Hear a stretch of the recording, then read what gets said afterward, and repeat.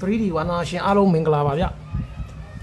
ခုဆိုရင်တော့ကျွန်တော်အပိတ်တွက်နီးလေးကိုကျွန်တော်တင်ပြပေးမှာဖြစ်ပါတယ်ဗျာနော်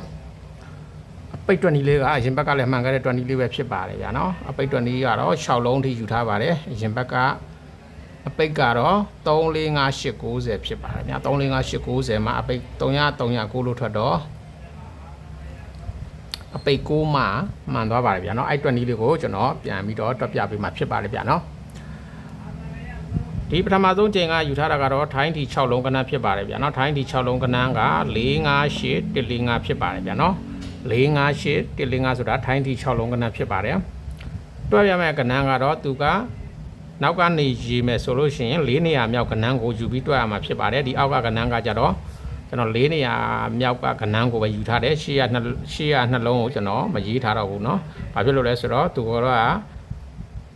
ရှေ့နှလုံးကပေါင်းတဲ့အထက်မှာမပါတဲ့အတွက်ကြောင့်မို့4နေရာကနန်းကိုပဲယူပြီးတော့ပေါင်းတာဖြစ်တဲ့အတွက်ကြောင့်မို့ဒီမှာကတော့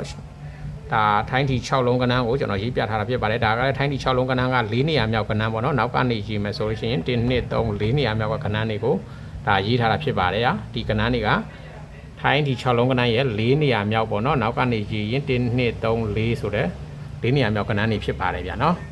ပေါင်းရမှာဒီ4နေရာမြောက်ကနန်းတွေယူပေါင်းရမှာဖြစ်တဲ့အတွက်ကြောင့်မို့ကျွန်တော်6လုံးထိအောင်ကျွန်တော်မရေးတော့ပါဘူးဗျာနော်ဟုတ်ပြီအဲ့တော့20လေးကိုကျွန်တော်ကြည့်လိုက်အောင်ကျွန်တော်9ကျင်လောက်တက်ပြပါမယ်ဒီနေ့ကမှန်နေတာကတော့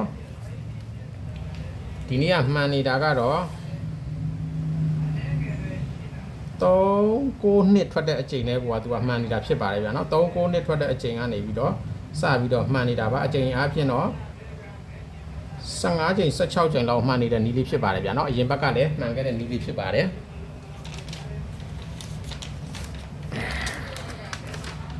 အရင်ဘက်ကဘောင်းကျုပ်စာရွက်လေးဖြစ်ပါတယ်เนาะအရင်ဘက်ကဘောင်းကျုပ်စာရွက်လေးမှာ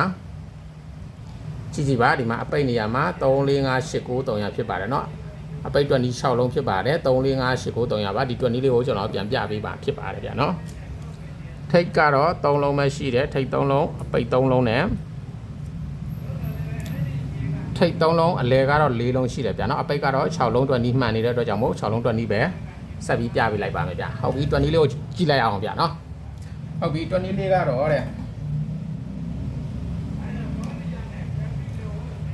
ထွက်ထားတဲ့ထိုင်းတီ၄လုံးမြောက်ကနန်းထွက်ထားတဲ့ထိုင်းတီ၄လုံးမြောက်ကနန်းပေါ့နော်ကနန်းဖြစ်တဲ့ဒီ8ပေါ့ဗျာနော်ဒီ8ရဲ့တဲ့ဒီ1ရဲ့ဒီ3ရဲ့ပေါ့ဗျာဒီ3လုံးကိုကျွန်တော်တို့ပေါင်းမှာဖြစ်ပါတယ်ဗျာနော်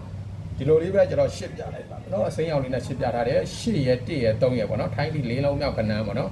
အဲ့ဒီကနန်း4လုံး3လုံးကိုကျွန်တော်တို့ပေါင်းမှာဖြစ်ပါတယ်အဲ့ဒီကနန်း3လုံးပေါင်းတာကဒီအချိန်အတွက်ဖြစ်ပါတယ်ဗျာနော်ခွန်306အချိန်အတွက်အပိတ်ဖြစ်ပါတယ်ဗျာနော်အဲ့တော့ဒီမှာကျွန်တော်ရှာရေးပြလိုက်မယ်831ဆိုတဲ့ကနန်းပေါ့နော်8ပေါင်း1ပေါင်း3ဆိုတော့3လုံးကိုပေါင်းမှာဖြစ်ပါတယ်ဗျာနော်ပြီးလို့ရှိရင်လည်းအဲ့ဒီထဲမှာကျွန်တော်တို့က4ပုံတွေထည့်ပေါင်းရမယ်ဗျာနော်4တလုံးပုံတွေထည့်ပေါင်းရမယ်ဗျာနော်4တလုံးပုံမှန်ထည့်ပေါင်းပြရမှာဖြစ်ပါတယ်ဗျာနော်ပုံမှန်ထည့်ပြီးတော့ပေါင်းပြရပါမယ်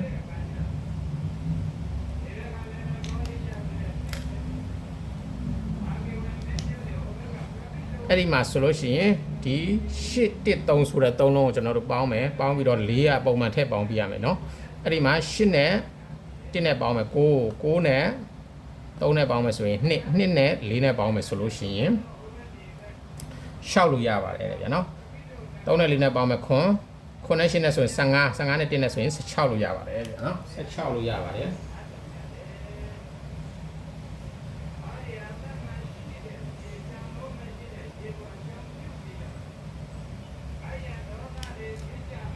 16ဆိုတော့ဒီမှာ6လို့ရပါတယ်ဗျာနော်အဲ့ဒီ6ကိုတဲ့တပွင့်တိုးပြီးတော့နှလုံးယူမယ်တဲ့6ကိုတပွင့်တိုးမယ်6ကိုတပွင့်တိုးပြီးတော့နှလုံးယူမယ်ပေါ့ဗျာနော်6ကိုတပွင့်တိုးခွန်ကိုတပွင့်တိုးပြီးတော့8ပေါ့နော်တပွင့်တိုးပြီးတော့6ကိုတပွင့်တိုးမယ်ခွန်ကိုတပွင့်တိုးပြီးတော့နှလုံးယူမယ်အဲ့ဒီမှာ6ခွန်8ပေါ့ဗျာနော်အဲ့ဒီ6ခွန်8ကိုကျွန်တော်တို့ကပါဝါပြန်ယူမယ်ဗျာနော်အဲ့ဒီ6ခွန်8ကိုကျွန်တော်တို့ပါဝါပြန်ယူမယ်6ရဲ့ပါဝါက1ခွန်ကိုလည်းပါဝါပြန်ယူမယ်နော်ခွန်ရဲ့ပါဝါက2 8ရဲ့ပါဝါက3အဲ့ဒီမှာဆိုလို့ရှိရင်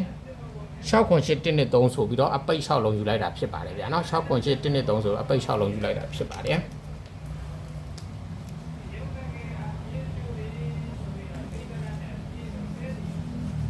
အဲ့ဒီချိန်မှာဘာထွက်သွားလဲဆိုတော့ဗျာနော်ဒီမှာ3ချိန်ပေါ့နော်1 4 5 2 5 2 8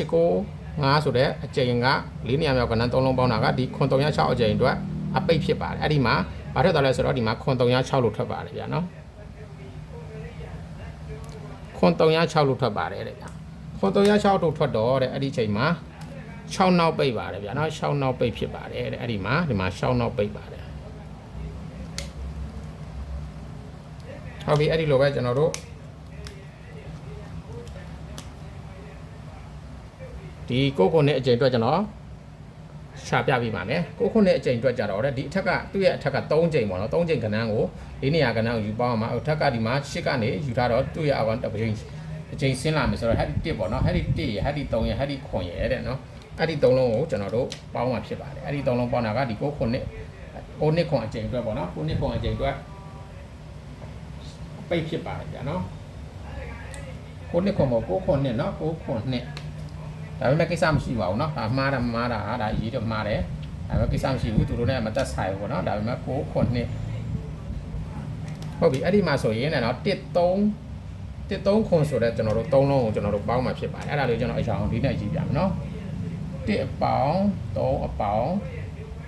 ခွန်နဲ့เนาะအဲ့ဒီမှာဆိုလို့ရှိရင်လည်းဒီ4ကပုံမှန်ထည့်ပေါင်းပြရမယ်4တစ်လုံးပုံမှန်ထည့်ပေါင်းပြရမယ်ဗျာเนาะအဲ့ဒီမှာဆိုရင်လည်း3ခွန်4ဆိုတဲ့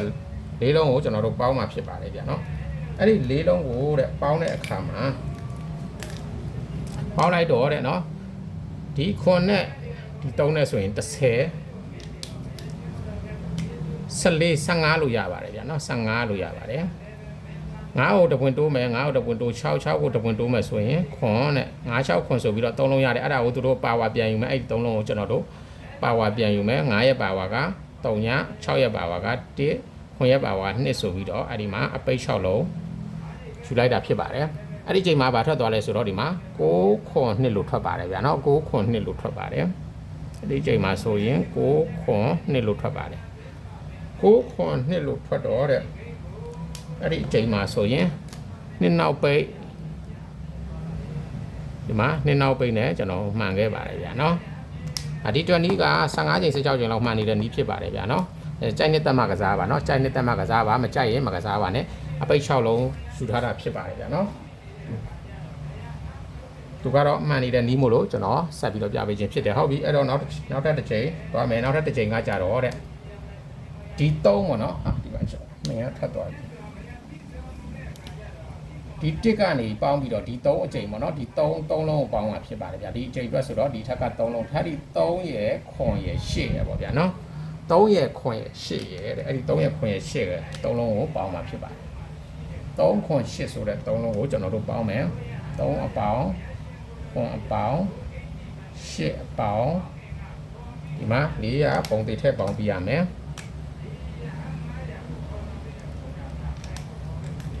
အဲ့ဒီတော့တဲ့ဒီခွန်နဲ့ဒီ3နဲ့ဆိုရင်30 8နဲ့4နဲ့ပေါင်းတော့ဒီမှာ2လို့ရပါတယ်2ကိုတပွင့်တိုးမယ်3ကိုတပွင့်တိုးမယ်4အဲ့ဒီ2 3 4ကိုပါဝါပြန်ယူမယ်2ပါဝါခွန်3ပါဝါ8 4ပါဝါ9ဆိုပြီးတော့အဲ့ဒီမှာအပိတ်6လုံးရပါတယ်အဲ့ဒီချိန်မှာဘာထွက်သွားလဲဆိုတော့6 2 9လို့ထွက်ပါတယ်ဗျာနော်6 2 9လို့ထွက်ပါတယ်တဲ့6 2 9လို့ထွက်တော့အဲ့ဒီချိန်မှာ9နောက်ပိတ်ပါတဲ့နော်9နောက်ပိတ်နဲ့ထွက်ပါတယ်အဲ့ဒီချိန်မှာ2 3 4ခွန်8 9ဆိုတော့ဒီမှာ9အပိတ်နဲ့ကျွန်တော်တို့မှန်ခဲ့ပါတယ်ဟုတ်ပြီအဲ့ဒီလိုပဲနောက်တစ်ချိန်ဆက်သွားမယ်ဒီ3ကနေစပေါင်းပြီးတာဆိုတော့ဒီခွန်ကနေပြန်ပေါင်းမှာဖြစ်ပါတယ်ဗျာအဲ့ဒီမှာဒီခွန်ရဲ့8ရဲ့4ရဲ့ဆိုတဲ့3လုံးကိုကျွန်တော်တို့ပေါင်းမှာဖြစ်ပါတယ်အဲ့ဒီ4လုံးကိုပေါင်းတာကဒီအချိန်အတွက်ဖြစ်ပါတယ်ဗျာနော်ခွန်8 4ဆိုတဲ့3လုံးကိုပေါင်းမယ်8ပေါင်းခွန်ပေါင်း4ပေါင်းတူပဲနော်ခွန်8 4 4 8ခွန်လိုရေးပေါ့ဗျာနော်အဲ့ဒီမှာ4ပုံသေးထည့်ပေါင်းမယ်အဲ့ဒီမှာဆိုရင်ねဒီခွန်နဲ့ဒီ8နဲ့ဆိုရင်15ရဲ့4ရဲ့ဆိုရင်19ပေါ့ဗျာနော်19ရဲ့4ရဲ့ဆိုလို့ရှိရင်3လို့ရပါတယ်ဗျာနော်ဒီမှာ4နဲ့4နဲ့ပေါင်းတော့8 8နဲ့9နဲ့ပေါင်းတော့15ဆိုတော့5ယူမယ်နော်5နဲ့8နဲ့ပေါင်းတော့ဒီမှာ3လို့ရပါတယ်3ကိုတပွင့်တိုးမယ်4ကိုတပွင့်တိုးမယ် ငါအဲ့ဒီ3 4 5ကိုကျွန်တော်တို့ပါဝါပြန်ယူမယ်3ရဲ့ပါဝါက8 4ရဲ့ပါဝါက9 5ရဲ့ပါဝါက3ရဆိုပြီးတော့ကျွန်တော်တို့ခဏ6လုံးယူလိုက်တာဖြစ်ပါတယ်အဲ့ဒီချိန်မှာဘာထွက်သွားလဲဆိုတော့ဒီမှာ963လို့ထွက်ပါတယ်ဗျာနော်အဲ့ဒီချိန်မှာဆိုရင်963လို့ထွက်ပါတယ်963လို့ထွက်တော့တဲ့3အပိတ်နဲ့ထွက်ပါတယ်ဗျာနော်3အပိတ်နဲ့ထွက်ပါတယ်963ဆိုမှ3အပိတ်ထွက်တော့တဲ့ဒီမှာ3 4 5 8 9 3ရမှာဆိုရင်3အပိတ်နဲ့မှန်ခဲ့ပါတယ်ဗျာနော်ဟုတ်ပြီအဲ့လိုပဲကျွန်တော်တို့ဆက်သွားမယ်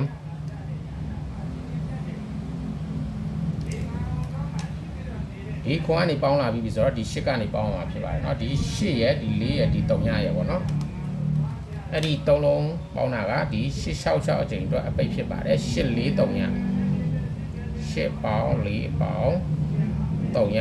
ပေါင်း4ပုံဒီထက်ပေါင်းတယ်4ကပုံမှန်ထက်ပေါင်းပြရမှာဖြစ်ပါတယ်เนาะအဲ့ဒီမှာဆိုရင်နဲ့8နဲ့4နဲ့ပေါင်းရင်2နဲ့3ရနဲ့ပေါင်းရင်လည်း2နဲ့4နဲ့ပေါင်းမယ်ဆိုရင်ဒီမှာ6လို့ရပါတယ်တဲ့6ကိုတပွင့်တိုးမယ်ခွန်ကိုတပွင့်တိုးမယ်8 6ခွန်8ကိုကျွန်တော်တို့ပါဝါပြန်ယူမယ်6ပါဝါက1ခွန်ပါဝါက2 8ပါဝါက3ဆိုပြီးတော့အဲ့ဒီမှာကဏ္ဍ6လုံးယူလိုက်တာဖြစ်ပါတယ်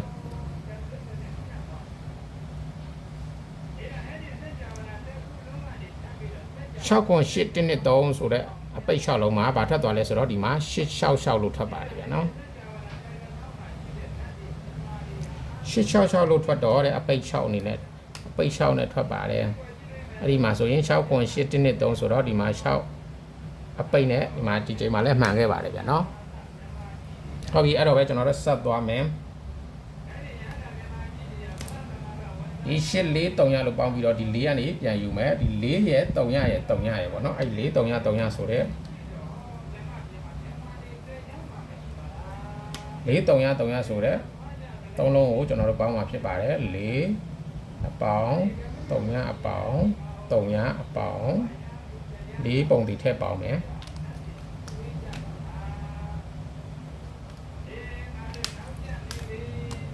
4နဲ့4နဲ့ပေါင်းတော့8ပါတယ်เนาะ3ရနဲ့3ရနဲ့ပေါင်းတော့ဒီမှာ8လို့ပဲရမယ်ဗျာเนาะ8တဲ့8ကိုတပွင့်တိုးမယ်9ကိုတပွင့်တိုးမယ်3ရ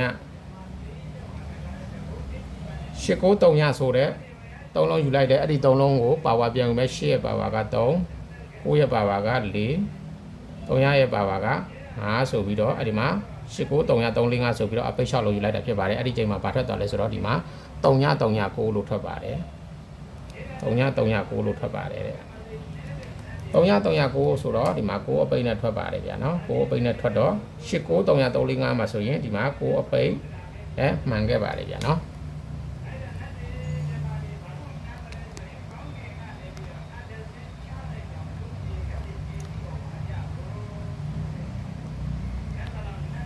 ကိုအပိတ်နဲ့မှန်ခဲ့ပါတယ်တဲ့ဗျာနော်ဟုတ်ပြီအဲ့တော့အခုအချိန်အတွက်ကျွန်တော်တို့ကြည့်မယ်အခုအချိန်အတွက်က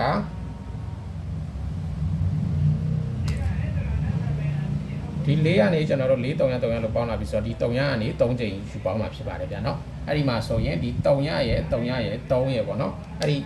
3လုံးကိုကျွန်တော်တို့ပေါင်းမှာဖြစ်ပါတယ်အဲ့ဒီ3လုံးပေါင်းတာကအခုအချိန်အတွက်အပိတ်ဖြစ်ပါတယ်3ရ3ရ3ရအပေါင်း3ရအပေါင်း3ဖြစ်ပါတယ်ဗျာနော်3အပေါင်း4ပုံမှန်ထည့်ပေါင်းပြရမယ်4ပုံမှန်ထည့်ပေါင်းပြရမယ်တဲ့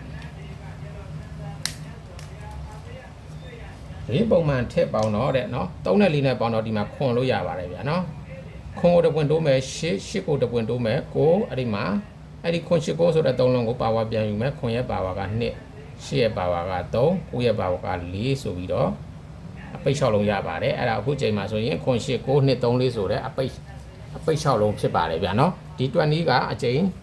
15ချိန်16ချိန်လောက်မှန်းနေတဲ့နီးဖြစ်ပါတယ်ဗျာနော်အပိတ်ကတော့6လုံးယူထားတာဖြစ်တယ်ကြိုက်နှစ်သက်မှကစားပါဗျာနော်ကြိုက်နှစ်သက်မှကစားပါ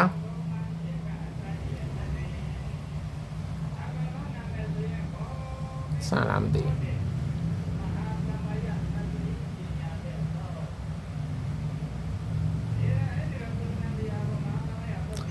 ခွန်8 9 2 3 4ဖြစ်ပါတယ်ဗျာနော်အတိုင်းပဲဒီတိုင်းပဲရေးပြလိုက်ပါမယ်နော်ငယ်စဉ်ကြည့်လိုက်ပြီးတော့ဘူးခွန်8 9 2 3 4ဖြစ်ပါတယ်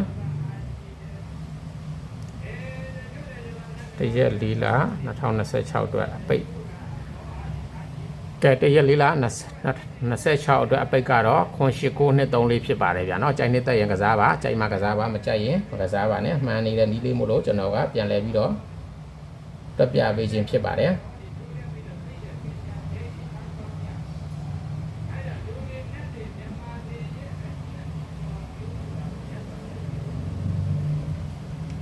เนาะမှန်နေတဲ့နီးလေးမို့လို့ကျွန်တော်က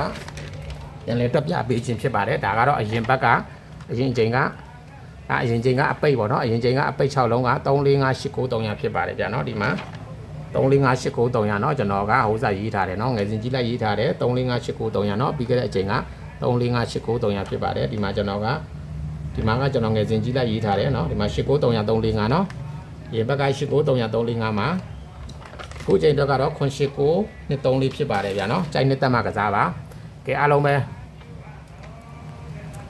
ကံကောင်းကြပါစေဗျာเนาะညမှာဆိုလို့ရှိရင်ဒီညမှာဆိုရင်ကျွန်တော်အပိတ် break 20နီးပေါ့เนาะ break 20နီးကိုကျွန်တော်ညကြရင်တင်ပေးပါမယ် break 20နီးက6လုံး20တစ်မျိုးရှိမယ်6လုံး20တစ်မျိုးရှိပါတယ်ဗျာเนาะနှမျိုးလုံးကိုကျွန်တော်ညကြရင်20တစ်မျိုးတင်ပေးပါပဲဗျာเนาะအချိန်ရလို့ရှိရင်ဆက်တင်ပေးပါမယ်အားလုံးပဲ bye bye ပါဗျာเนาะစိုက်နေတက်မှကစားပါเนาะအားလုံးပဲ bye bye